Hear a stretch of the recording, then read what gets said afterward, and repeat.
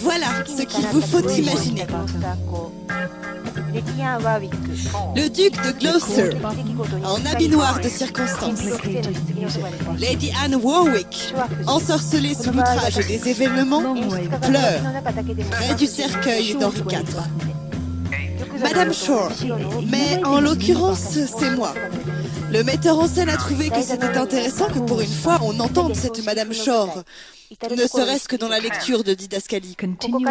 D'or, retenue et pourtant relâchée dans un grand lit d'un blanc couleur de trône. Un crâne sur un plateau. Funèbre est tout le décor, des cercueils et des miroirs partout.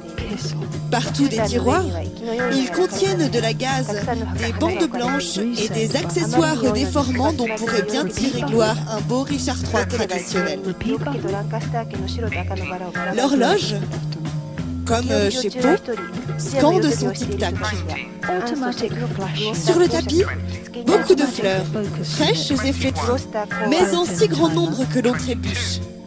Tout est parsemé de roses blanches et rouges de York et de Lancaster, si l'on veut.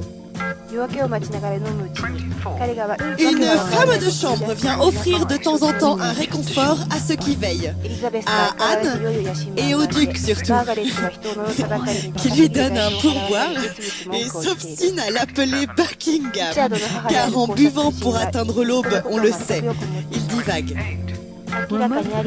Elisabeth, toujours plus ambitieuse, et Marguerite qui grogne, surpayée uniquement pour dire des malédictions.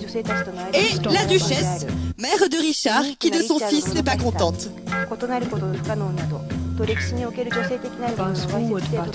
Aucun doute.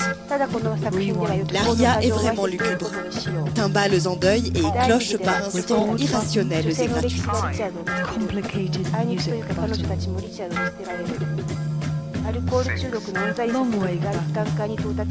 Toute la première partie est débattue entre Richard et les femmes, entre l'imbécilité de l'unique, impossibilité du différent, etc., et l'obscène du féminin dans l'histoire.